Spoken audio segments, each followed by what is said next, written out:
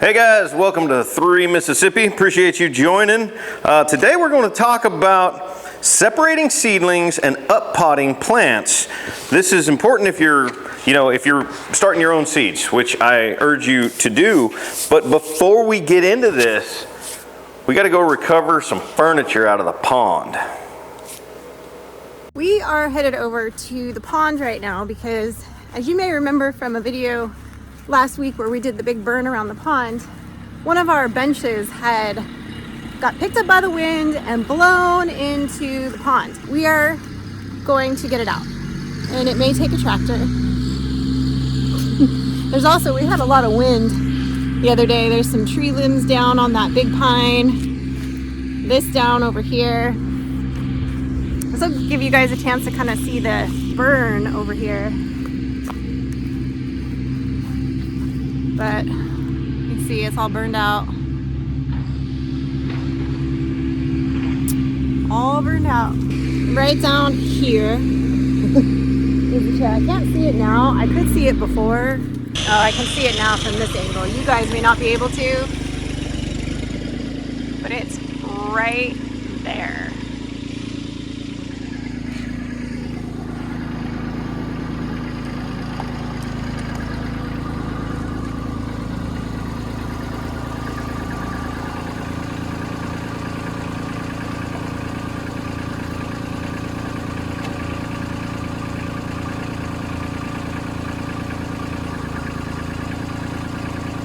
Okay, down a little.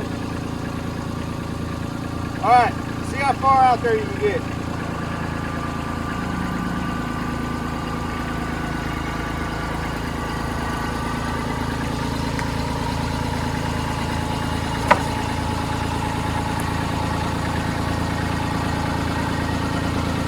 feel like this is a bad idea. No. Other way. Okay, down a little. Kick it back some more. Down a little. Okay, keep going.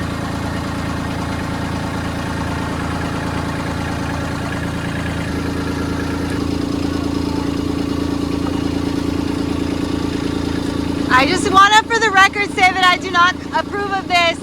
All right, do what you just did.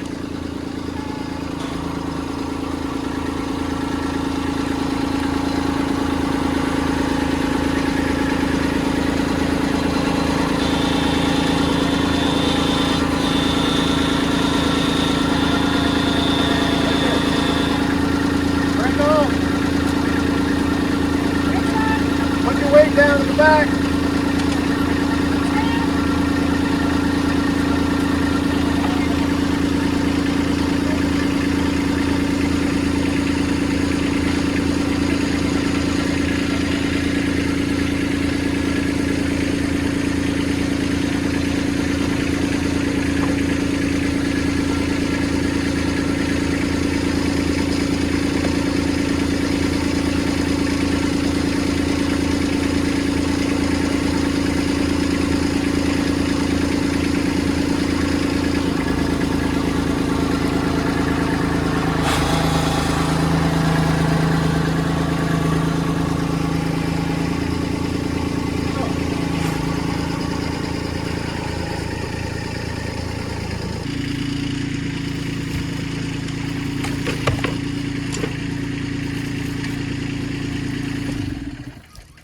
Really clean now. It's really clean. That's right. Thank you for hanging out at 3 Mississippi Furniture Recovery.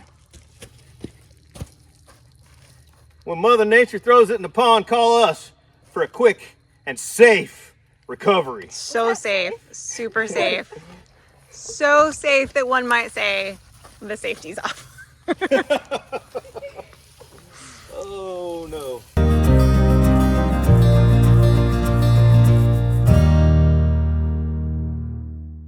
Okay guys, so what I'm going to do today is actually repot some tomato starts. As you can see here, I have, so this is a cherry buzz. I have 1, 2, 3, 4, 5, like 6 tomato starts in this one little deal. And then over here, my slice-its tomatoes, it looks like I forgot to seed an entire row of them. Oops. But the row that I did seed, I have about three per row. So that's 3, 6, 9, that's still 12. So what I'm gonna do is just take some of this dirt and get myself some more little pots ready to go. And I'm just using, I am currently using whatever they had at Walmart, which today is Jiffy Natural and Organic Seed Starting Mix. It's a decent amount of peat, and that's kind of important. You want that peat in there to retain the moisture, and then if you kind of look, like when I squeeze it, see how it kind of clumps together a little bit? That's about how much moisture I like to put in it. So I'm just going to get all of these ready to go because I got a bunch of stuff to up pot, peppers wise. So if I run out of tomatoes, which I doubt I will, I'll switch to peppers.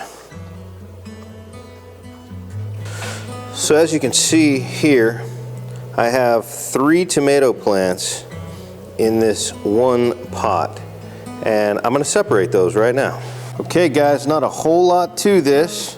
What we're going to do is just pop these out of here like so. Okay, and then I'm going to just kind of tease the first one out of there. Try to get some roots with it, like that, okay? We're gonna just kind of poke a hole right here. I want to bury this thing as deep as I can, okay?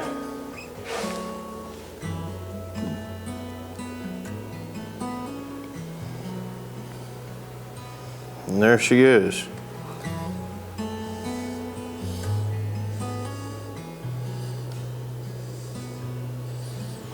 And then we'll do it again. So again, I've got a couple of plants here. I'm just going to kind of separate them, but I'm going to push that down there as far as it'll go. Okay, and I have one more here. And again, I want to get it down in there as far as it'll go so that as much of this stalk as possible is buried.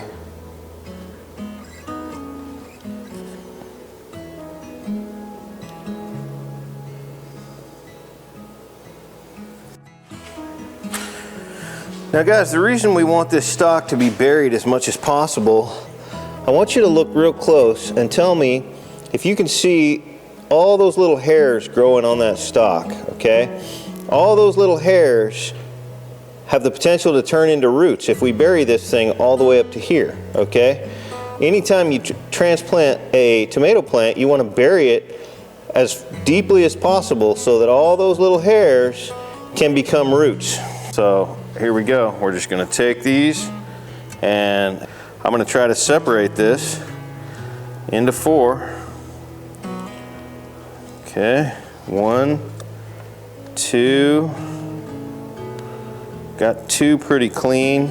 These 2 are pretty close together, but I hear tomatoes are pretty forgiving, so I'm going to keep going and try it.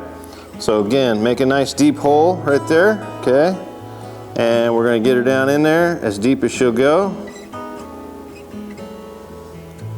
Same thing here.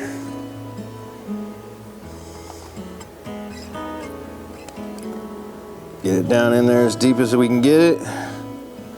We'll add some dirt to these. Same thing here. Get it down in there. Number 4. So I got 4 right there out of that one.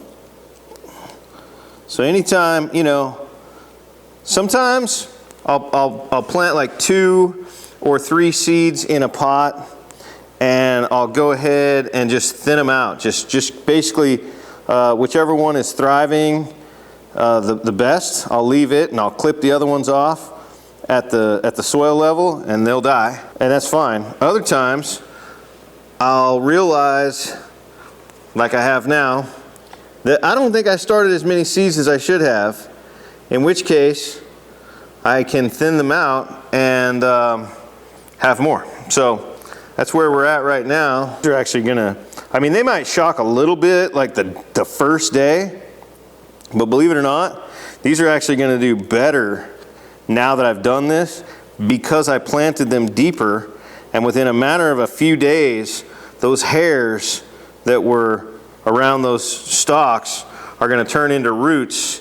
And you know, the more roots that the plant has, the more that it can bring into the plant from the soil. So there we go. I took 4 pots of seedlings that looked kind of like this, and I turned those 4 pots into, you know, 3 rows of 4, 12 total plants. So now I'm just gonna make some new tags. I'm gonna put a tag on every plant now. I always hate killing a baby plant, but that right there is not gonna go in a pot, so it goes back in the compost pot. Yep. So, all right.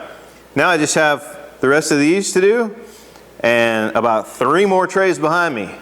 It's gonna be a long night.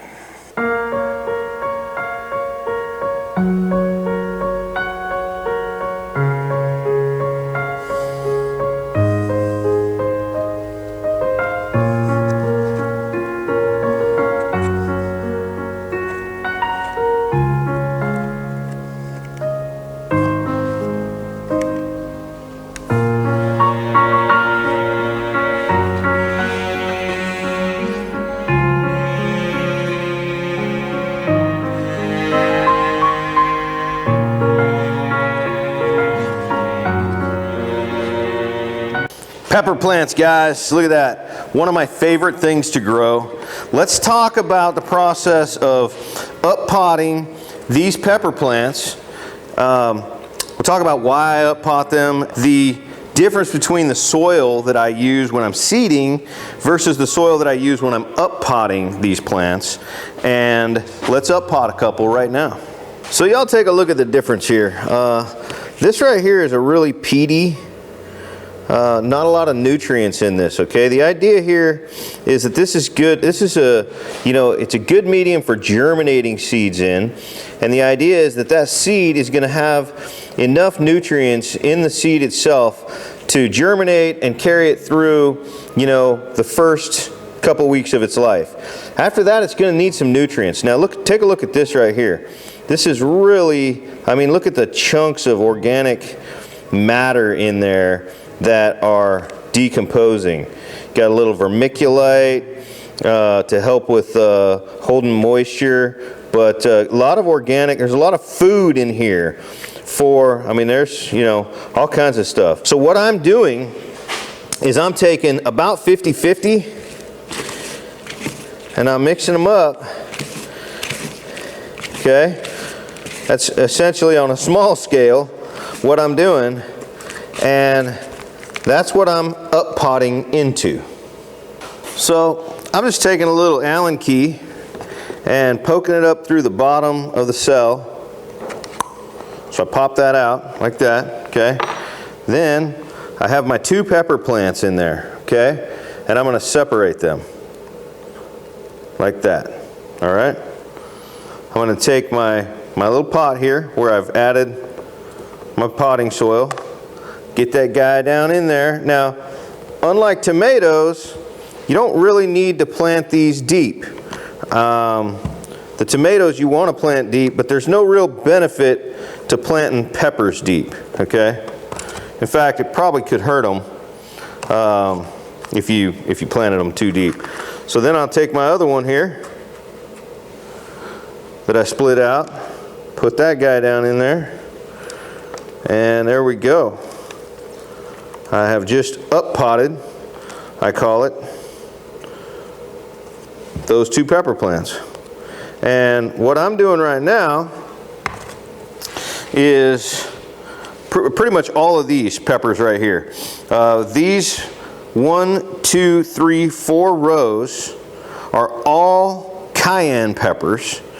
And they're a really great variety that I'm actually on an F3 of. I'm trying to stabilize it myself. We can talk more about that in another video. These two rows right here are Trinidad Butch Tea Scorpion Super Hots.